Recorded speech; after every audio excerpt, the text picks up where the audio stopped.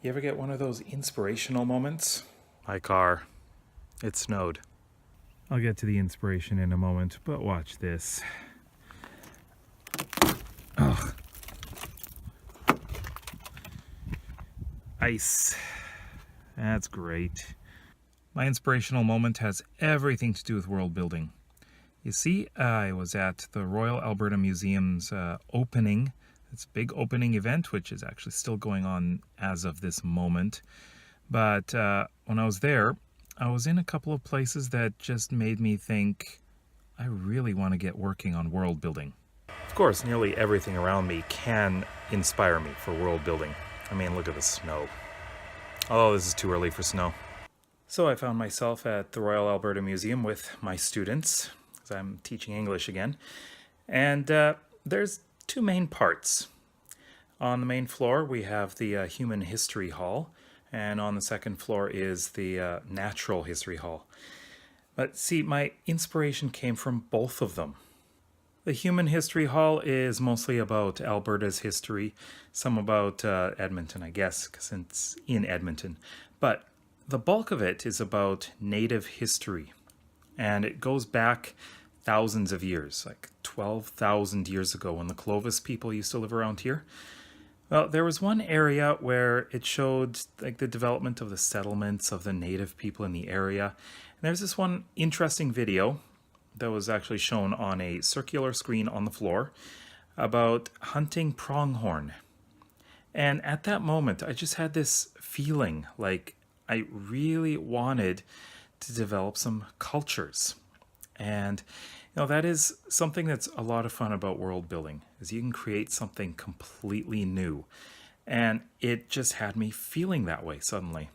And then I went up to the Natural History Hall, which is all about animals, including dinosaurs, as well as minerals and rocks, and a lot of things like that.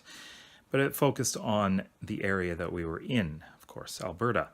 But there was one interactive display where you could drag your hands, or actually your fingertips, along the screen, and you could move continents. And it showed things like rift zones and subduction zones and how the land changes over time with plate tectonics. And again, that just had me feeling like I want to create that kind of world. Actually, I should say I've already created that kind of world, but I want to work more on it. Work more on the natural history side of things, how things developed, how things changed. And in the areas where I have mountain ranges, and especially ones with subduction zones, there'd be volcanoes. And the areas where there are rifts, again, there'd be volcanoes in those areas too.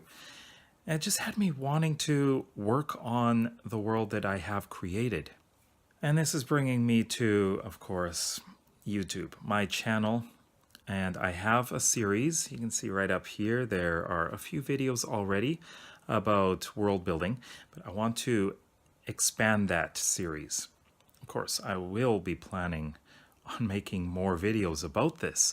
I'll be focusing on many different things, from creating cultures to the most scientific things about creating a new world for both fantasy and science fiction.